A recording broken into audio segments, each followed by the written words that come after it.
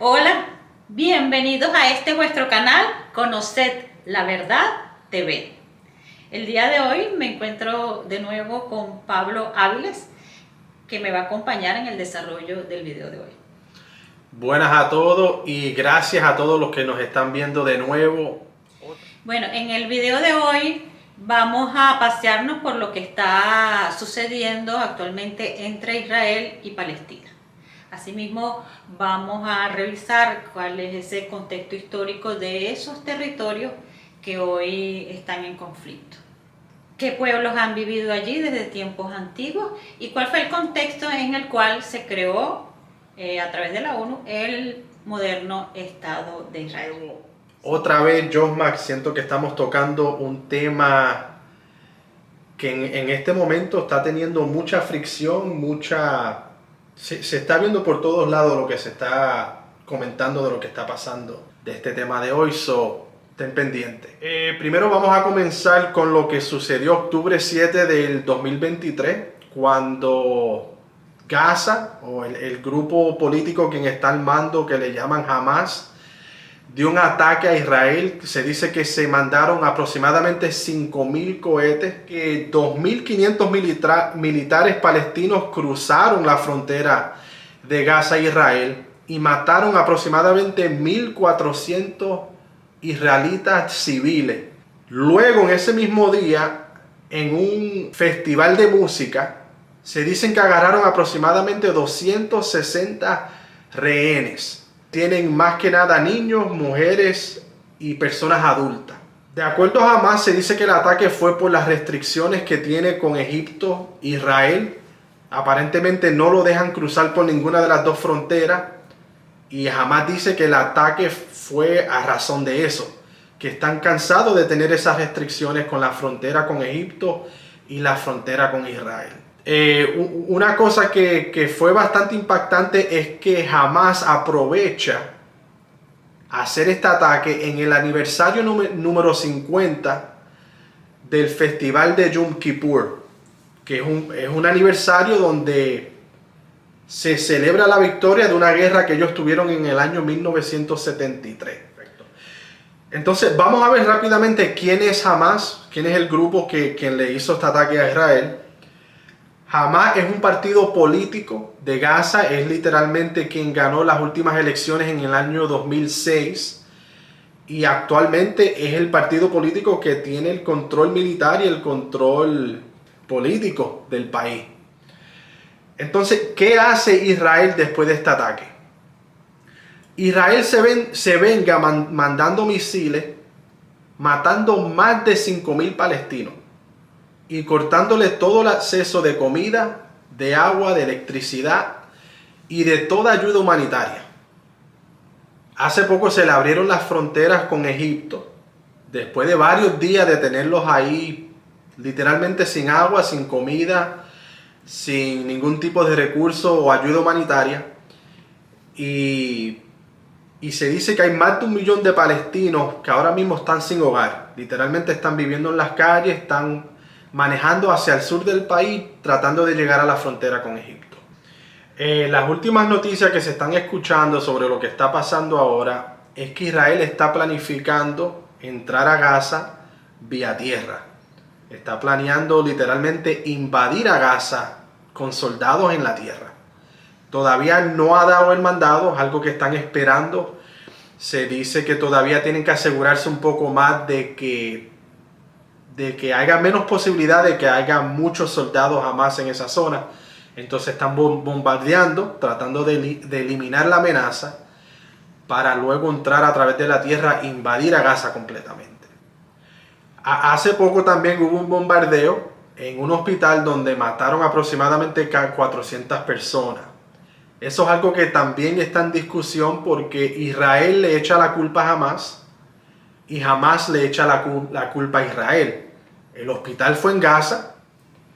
Lo primero que hizo Estados Unidos después de este ataque fue mandar 3 barcos de guerra hacia el mar Mediterráneo y hacia el mar Rojo. Estos barcos de guerra están llenos de la marina, de marineros de Estados Unidos, de del military branch. Supuestamente Estados Unidos dice que la razón por la cual ellos están mandando estos barcos es para prevenir que otras naciones aprovechen este ataque a Israel para tratar de invadir a Israel o tratar de dar otro ataque a través de otras fronteras.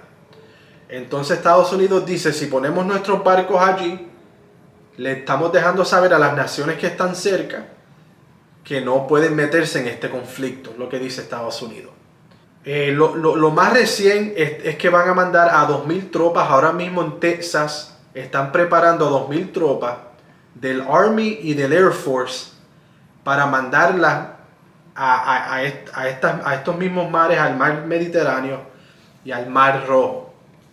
Entonces, es algo que todavía no se ha mandado, pero es una ayuda que ya Estados Unidos prometió o dijo que le iba a dar a Israel. La razón que Estados Unidos da por mandar estas 2.000 tropas es para dar ayuda médica, es para dar transportación, inteligencia a Israel de lo que está sucediendo en esa zona. Hace poco la administración de Biden acaba de pedir un préstamo de $2 billones para la ayuda con Ucrania y para la ayuda con Israel. Es algo que todavía están esperando que el Congreso apruebe, pero es lo último que se ha escuchado.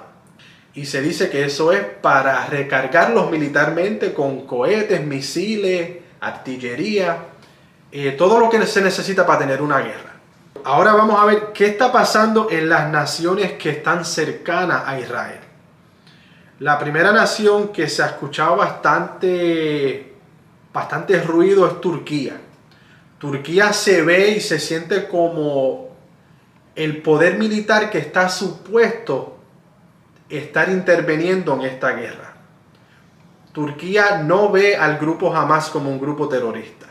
Ellos lo ven como un grupo político de defensa. Turquía quiere paz entre Israel y Palestina. Entonces le está dejando saber a Estados Unidos que si Estados Unidos apoya a Israel en esta guerra, va a ser algo devastador para esa región. Que ellos como nación están recomendando que Estados Unidos se aleje y que ellos sean el intermediario para tratar de conseguir paz y no simplemente invadir a Gaza y olvidarnos de los palestinos. Y ya Turquía dio un aviso como que si Estados Unidos se mete, va a haber más problemas en esta área porque es básicamente aprobando la extinción de este grupo que está en esa costa, la región de Gaza. Otro país que está en la misma región que también se ha involucrado en este conflicto entre Hamas e Israel es Líbano. Ellos tienen un grupo político militar que se conoce como Hezbollah y ese grupo ya está bombardeándose con los militares israelitas en la frontera de Israel con Líbano. Hezbollah reconoce a Hamas como un grupo defensivo, que es algo que habíamos hablado, que Turquía también ve a Hamas de esa misma manera. Entonces, Hezbollah se dice que Hezbollah fue entrenado por Irán y es financiado por Irán. Y Hezbollah financia y entrena a Hamas. Para que tengan más o menos idea de cómo son estos grupos militares políticos, se dice que Hamas tiene aproximadamente 40.000 soldados. Se dice que Hezbollah tiene aproximadamente 150.000 soldados. Ahora vamos a ver cómo este tipo de eventos afectan a otras naciones alrededor del mundo. Cuando este tipo de conflictos ocurren en esta zona, incrementan los ataques hacia los musulmanes y los ataques hacia los judíos. Porque a través del mundo hay gente pro-palestino o pro-musulmán o pro-judío que sería pro-israelí. Ahora mismo, hace poco después de lo que sucedió octubre 7, hubo una protesta en Estados Unidos en Times Square, donde grupos pro-palestinos y grupos pro-Israel literalmente estuvieron con sus banderas gritándose, escupiéndose, discutiendo de quién tiene la razón por lo que está sucediendo en este país. Hace poco en Chicago, esto es una historia que me imagino que se ha escuchado a través del mundo, aquí en Estados Unidos, en Chicago, un señor de 71 años apuñala a un niño, déjame ver aquí, apuñala a un niño de 6 años 26 veces, simplemente por ser musulmán. El niño de 6 años pertenece a la familia a quien le rentaba el hogar al señor quien lo apuñaló. Y el señor también apuñaló a la mamá del niño, dejándola bien herida. Creo que él apuñaló 12 veces a la mamá, una señora de 32 años, dejándola herida, pero dejándola viva. Pero eso es hasta el momento lo más grave que se ha visto como un ataque de odio aquí en Estados Unidos contra los musulmanes. Entonces podemos ver cómo este tipo de conflictos activan el odio, activan la división en la humanidad alrededor del mundo. Pero vamos a ver cómo llegamos aquí. Vamos a ver cómo llegamos a este conflicto que estamos viendo hoy en día y de dónde son las raíces de lo que está pasando. Para entender los orígenes de este conflicto es necesario revisar la historia de este territorio, tanto a la luz de la narrativa bíblica como de la historia contemporánea. Para ello les recomiendo que vean los videos que les preparé sobre las revueltas de los macabeos. Allí les narro cómo fue la desviación que tuvo el pueblo judío, que incluso eso derivó en que los esenios se separaran de ellos porque estaban tan desviados que ellos dijeron no queremos participar de esta desviación, de esta corrupción, y se desvían al desierto. También les recomiendo que vean los videos de las guerras judeo-romanas, parte 1 y parte 2. Ahí les narro lo que sucedió con estos territorios y que derivó en la expulsión de los judíos de esos territorios por parte del Imperio Romano. Vamos a ver ahora la línea de tiempo que muestra lo que ha pasado desde tiempos antiguos con este territorio. De 1930 a.C. hasta el 931 a.C. se conoce como el periodo del Reino Unificado, que va desde el reinado de Saúl hasta la muerte de Salomón. En el 1930 se da la división del reino. Aquí vemos en el mapa cómo quedó el reino dividido. En azul vemos el reino de Israel o reino del norte, también llamado reino de Jacob. Ahí quedaron concentrados 10 tribus y su capital es Samaria. Y en el reino del sur o reino de Judá, es lo que vemos aquí en color mostaza, con su capital en Jerusalén. Aquí quedaron concentradas 2 tribus, Judá y Benjamín, aunque en ambos territorios habían ciudades levitas. En el 720 a.C., ya bajo el imperio asirio, se da la deportación del reino de Israel o reino del norte. Así termina lo que se llamó el periodo de los 2 reinos.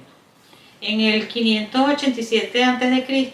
ya está el imperio babilónico que toma los territorios del imperio asirio y se da la segunda deportación de los judíos a Babilonia. Ya antes había habido una primera deportación también por parte del imperio babilónico.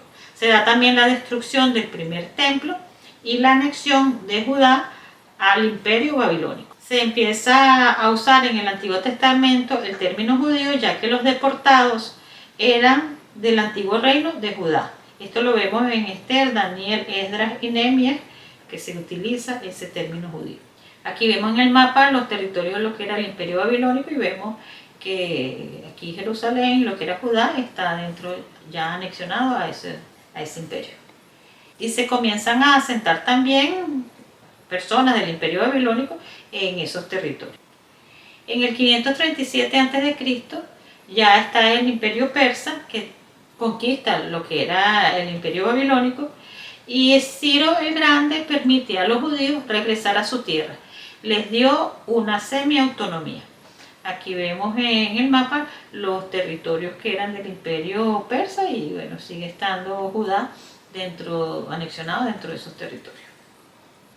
En el 332 a.C.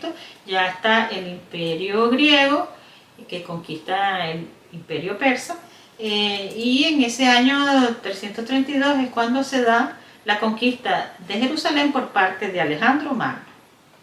Aquí vemos en el mapa el ya que para el 332 ya Alejandro había tomado estos territorios de Judá y ya incluso había llegado a Egipto.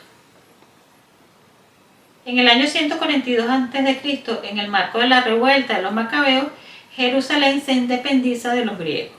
Aquí vemos en el mapa los territorios de la dinastía Hasmonea, que es la que se instaura con la victoria de los macabeos. Ellos primero toman Jerusalén, pero ellos luego se van expandiendo y esto llega a tener todo este territorio que ven acá en el mapa. Incluso se anexan Idumea, que no eran judíos, y los obligan a circuncidarse y a hacerse judíos. En el 63 a.C. se dan unas disputas internas dentro de la dinastía Hasmonea por el reino, y uno de los bandos le pide apoyo a Roma. Y Roma lo que hace es anexionarse Judea. Aquí vamos a ver lo que dice la Wikipedia con relación a la población de Judea durante el Imperio Romano. Dice, la provincia de Judea, porque así como empezaron a llamarla los romanos, no era étnicamente homogénea. Entre sus poblaciones se contaban judíos concentrados en las regiones de Judea y Galilea.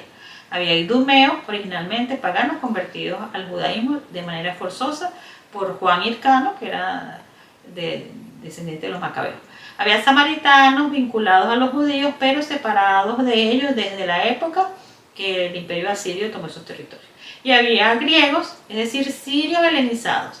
Además, en las regiones del interior había una importante cantidad de sirios que mantenían la lengua y la cultura aramea, nómadas nabateos de origen árabe y minorías de colonos venidos de Mesopotamia. Los pueblos transjordanos descendientes de amonitas y moabitas también tenían una fuerte impronta cultural griega. O sea que toda esa diversidad étnica vivía en esos territorios de Judea durante el Imperio Romano. En el año 70 d.C., en el marco de la primera guerra judeo-romana, se da la destrucción del segundo templo. Desaparecen todas las sectas religiosas excepto los fariseos. En el año 132 d.C. y hasta el 135 d.C. se da la tercera guerra judeo-romana. Es la tercera guerra contra los romanos, pero es la segunda que se da en territorio de Judea. Al finalizar esa guerra, pues se elimina la provincia romana de Judea, dándole el nombre de provincia siria-palestina. Es allí cuando comienza a llamarse ese territorio entonces Palestina. Se construye la ciudad aérea capitolina sobre las ruinas de Jerusalén. Empieza la diáspora judía porque se les prohíbe entrar a Jerusalén a todos los judíos so pena de muerte. Ya en el 313 d.C., el emperador Constantino permite a los judíos peregrinar al Muro de los Lamentos una vez al año, es decir, en la fecha que se cumplía aniversario de la destrucción del templo, del segundo templo. En el 395 d.C. se divide el Imperio Romano en el Imperio de Oriente, que es este Moravia, y Occidente. Es un solo imperio, pero dividido en dos territorios. En el 476 d.C. cae el Imperio Romano de Occidente y solo queda el de Oriente, que pasa luego a llamarse Imperio Bizantino.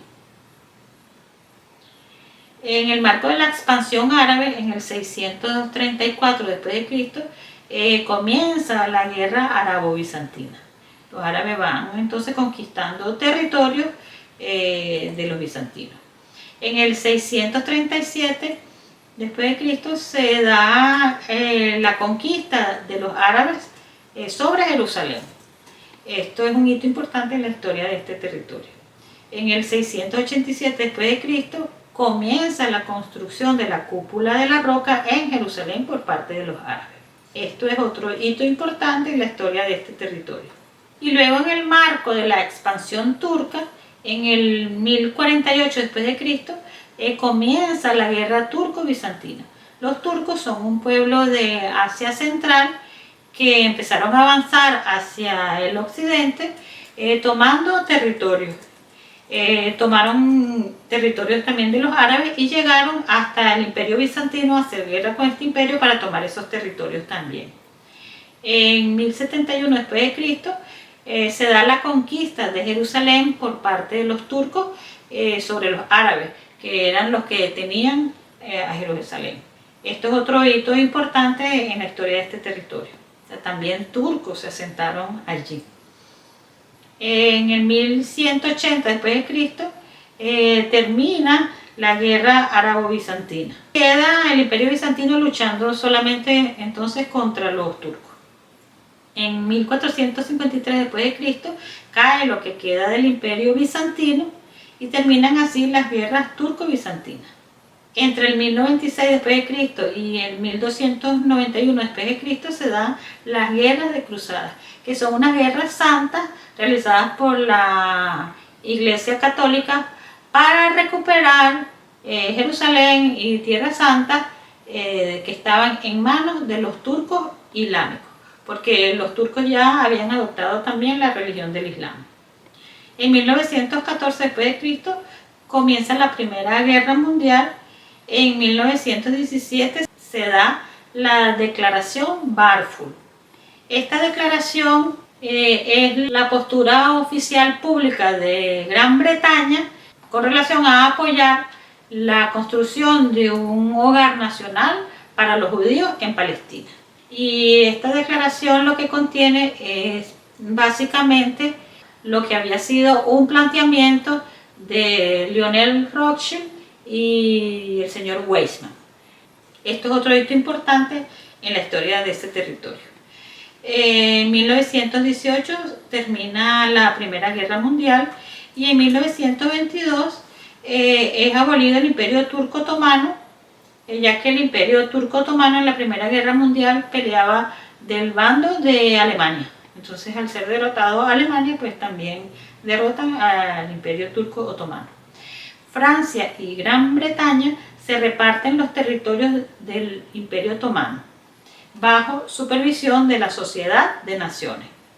Esta Sociedad de Naciones es lo que va a convertirse después en la ONU. Aquí vemos en el mapa cómo fue esta repartición de los territorios que habían sido del Imperio Otomano. Francia divide la provincia de Siria creando dos estados, Siria y Líbano, ambos bajo control francés. Gran Bretaña crea el país de Irak uniendo tres provincias bajo el mandato británico de Mesopotamia. Gran Bretaña separa de Palestina los territorios al este del río Jordán para crear el Emirato de Transjordania, hoy Reino de Jordania. También tomó los altos del Golán, todo esto bajo el mandato británico sobre Palestina. Posteriormente le cede los altos del Golán al mandato francés de Siria. Gran Bretaña tomó Egipto, pero pronto le otorga la independencia. Al imperio ruso zarista se le iba a dar a Estambul, los estrechos turcos y Armenia. Recuerden que estos acuerdos se hicieron antes de terminar la Primera Guerra Mundial. Fueron los acuerdos de cómo se iban a repartir las potencias de estos territorios. Pero cuando termina la Primera Guerra Mundial, ya no está el imperio ruso zarista porque ya los bolcheviques habían hecho la revolución en el año 1917. Allí en ese territorio se levantan grupos nacionalistas turcos y llevan a cabo una guerra de independencias y fueron reconocidos rápidamente por las potencias occidentales para evitar que se pasasen al bando soviético. También los británicos habían prometido a los kurdos, aquí en el mapa les muestro dónde queda la comunidad kurda, dónde queda, al sur de Turquía, al este de Siria, al norte de Irak y también tienen una parte en Irán, que sería esto. Pero Irán no formaba parte del Imperio Otomano, o sea que no entró en esta repartición. Entonces, los británicos, para tener el apoyo de los kurdos contra el Imperio Otomano durante la Primera Guerra, les prometen que les van a conceder sus aspiraciones de la creación de un Estado kurdo. Estas promesas fueron incumplidas al terminar la guerra y con las nuevas fronteras que creó Gran Bretaña, la comunidad kurda quedó dividida entre Siria, Turquía e Irak y también en la parte que tienen en Irán. A cambio de su apoyo contra el Imperio Otomano, también los británicos le prometieron a los árabes de la Meca y Medina apoyar su petición de creación de un Estado árabe desde Siria hasta Yemen. Pero al terminar la guerra, los británicos desconocieron este ofrecimiento porque también, por otra parte, habían ofrecido a los judíos un Estado judío en Palestina y porque consideraron estratégico conservar para las potencias las zonas costeras mediterráneas. Todas estas potencias se anexionaron estos territorios bajo el apoyo de la Sociedad de Naciones, porque las potencias dijeron que los territorios bajo el Imperio Otomano eran tan atrasados que no podían gobernarse a sí mismos, así que tenían que ser gobernados por las potencias. Bueno, vemos aquí en el mapa cómo quedó esta repartición. Entonces aquí en color rosado vemos lo que tomó Gran Bretaña, aquí vemos lo que tomó Francia, y estos territorios, lo que hoy es Turquía y este territorio, es porque acá en Turquía hubo este levantamiento y ellos lograron su independencia, y luego aquí los árabes de la Meca y Medina también tuvieron se levantaron, combatieron y tomaron luego estos territorios. Egipto, bueno, como les comenté, se le dio su independencia después, y también sucedió que posteriormente grupos árabes de la familia saudí combatieron a estos grupos que habían tomado la Meca y Medina, y también tomaron esos territorios, quitaron esos territorios. Por eso es que hoy en día la Meca y Medina están en lo que hoy es Arabia Saudita. Entonces, esto es el origen, la raíz de toda la inestabilidad que hay en el Medio Oriente. Aquí en los territorios kurdos crearon inestabilidad, porque entonces esta comunidad está luchando todavía hoy día por su independencia, y ni Turquía, ni Siria, ni Irak le quieren dar la independencia. Aquí en Siria se creó la rivalidad entre Líbano y Siria, porque antes todo eso era un solo territorio. Aquí quedó Kuwait y aquí quedó Irak, y entonces quedó la rivalidad entre Irak y Kuwait, porque antes todo eso había sido un solo territorio. Sabemos que años después hubo la guerra Irak y Kuwait. Y bueno, y toda la inestabilidad que esto también dejó en Palestina con la propuesta de creación de 2 estados allí. Entonces, en este año 1922 comienza el mandato británico sobre Palestina, y comienza el apoyo a la inmigración judía hacia Palestina, que para ese momento era apenas el 13% de la población. En 1933 se da la asunción de Hitler al poder y se acrecienta entonces la migración de judíos de Alemania y de Europa hacia Palestina. Entre 1939 y 1945 se da la Segunda Guerra Mundial. En 1947 la ONU declara la creación de 2 estados, lo somete a votación en la Asamblea General de la ONU y gana mayoritariamente la creación de 2 estados. Todos los estados árabes votaron en contra. Hubo algunas abstenciones, y el resto de los estados votó a favor de esta resolución. Les recuerdo que las resoluciones de la Asamblea General de la ONU no son vinculantes. Posteriormente, los estados árabes hicieron gestiones ante la ONU para cancelar esta resolución, pero no tuvieron éxito. En esa resolución a los judíos se les dio el 54% del territorio, siendo que para ese momento eran el 33% de la población. O sea, se les dio más territorio a pesar de que eran menos población.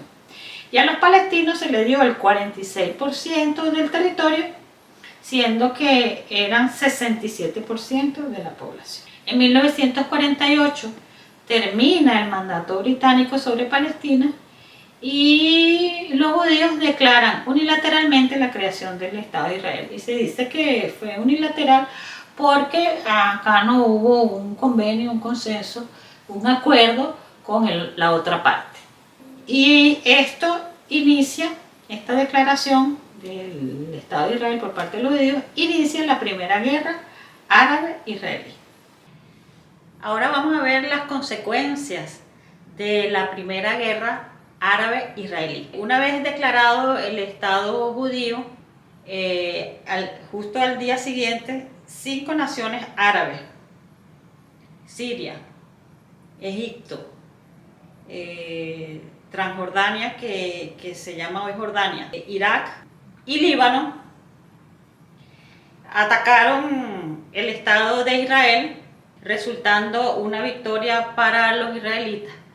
Y a raíz de este conflicto, Israel pasó a incrementar su territorio en un 23%, llegando a ocupar un 78% de todo lo que era el mandato británico sobre Palestina. La consecuencia más grave de esta primera guerra fue la expulsión de 780.000 palestinos que tuvieron que refugiarse en los países vecinos o en el territorio de Gaza. Y ese día, entonces, es recordado por los palestinos o es denominado por los palestinos como la Nakba, es decir, el desastre. Israel prohibió el retorno prohíbe todavía el retorno de estos refugiados, a pesar de que ellos crearon una ley para el retorno de todos los judíos que quieran migrar a Israel. Pero sin embargo, a los refugiados palestinos no les permite regresar. Vamos a ver ahora cómo ha ido cambiando este territorio de Palestina desde el mandato británico y la resolución de la ONU hasta ahora. Vemos aquí en el año 1948, cuando finaliza el mandato británico para Palestina, todo lo que está en verde era territorio palestino. Luego, con la resolución de partición de la ONU, vemos que los territorios que están en verde son los que se les asignaron a los palestinos y lo que está en amarillo, lo que se asignó para Israel. Después de la guerra de 1967, veamos cómo disminuyeron los territorios palestinos y se amplía considerablemente los territorios que pasó a ocupar Israel. Y luego ya vemos aquí en este mapa del 2010, que básicamente es lo que está actualmente, como la parte de Cisjordania, que es la otra porción de territorio palestino, parece un colador, porque internamente en ese territorio los israelíes han ido tomando territorio, restando internamente dentro de la misma Cisjordania, y entonces allí hay un sistema ahora que unas partes tiene control Israel, otra parte está en control de los palestinos y otra parte está en control de ambos. Entonces realmente son como pedacitos.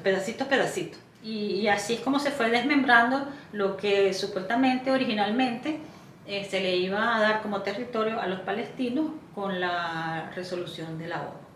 Vamos a ver ahora algo que tiene que ver con los derechos humanos de los palestinos, lo que está sucediendo ahí dentro de esos territorios. Aquí les tengo un reportaje de Amnistía Internacional. Israel mantiene un sistema de apartheid en los territorios palestinos. Una de las situaciones que denuncia Amnistía Internacional es que entre 1946 y 50 hubo entre 700.000 y 750.000 palestinos expulsados de sus hogares, perdieron sus tierras y se convirtieron en refugiados en los países vecinos. Esta categoría jurídica se extendió a sus descendientes y más de 70 años después la cifra de personas refugiadas supera los 5 millones. Otro de los aspectos que denuncia Amnistía Internacional en este artículo es que Jerusalén fue anexionada de manera ilegal y que desde ese momento aplica en ese territorio su propia legislación y no aplica allí entonces la legislación de los palestinos. Otro aspecto que denuncia Amnistía Internacional es el muro que construyó Israel que separa esos territorios, que hay palestinos de ambos lados. Aquí les tengo otro reportaje, esta vez de France 24, que se llama La masacre de viviendas. Este reportaje es del 15 de abril del 2023 y dice: Israel intensifica la demolición de casas palestinas en Jerusalén Este. El derribo de estructuras palestinas, sean casas o comercios, es una práctica regular de las autoridades israelíes, que a su vez imposibilitan que los residentes palestinos de la ciudad puedan obtener los permisos de construcción. Sin embargo, en apenas 3 meses del gobierno de Netanyahu, el más extremista de la historia de Israel, estas demoliciones se han disparado. Aquí les voy a poner un pedacito de lo que es este video que trae este reportaje. Zacaria camina sobre la que iba a ser su casa, una estructura de 2 viviendas para su familia recién destruida por excavadoras israelíes. Queríamos construir nuestra vida aquí, dar un paso más, pero la municipalidad no lo aprobó. Y pedimos permisos de construcción, pero nos rechazaron de todas las formas posibles. Las autoridades israelíes justifican las demoliciones por falta de permisos, pero casi nunca se los otorgan a palestinos de Jerusalén Este que se ven forzados a edificar sin papeles. Además, si reciben una orden de demolición y no destruyen sus estructuras, el gobierno les cobra el trabajo. Zacaria y su tío empezaron a demoler y aún así, la municipalidad les envió 2 maquinarias, generándoles una deuda de $30.000. Lo único que yo diría es, antes de escoger a quién vas a apoyar, acuérdense que toda humanidad tiene derecho a la paz. Si a mí me dieran a escoger a quién yo apoyaría en este conflicto que está pasando en Israel y Gaza, yo escogería la paz para estos pueblos. Recordemos que estos 2 pueblos que están en disputa, que han estado en disputa durante tantos años, ninguno de ellos 2 tiene a Jesús en su corazón. Recuerden que Jesús dijo, mi paz les dejo, mi paz les doy, no como la da el mundo. Entonces, hasta que estos 2 pueblos no tengan a Jesús en su corazón, no tendrán una verdadera paz. Y recuerden también que ambos pueblos son descendientes de Abraham. Y Dios tiene promesas para ambos pueblos. Por eso os digo, conoced la verdad. ¿Dónde te la decimos? Aquí, en este vuestro canal, Conoced la Verdad TV.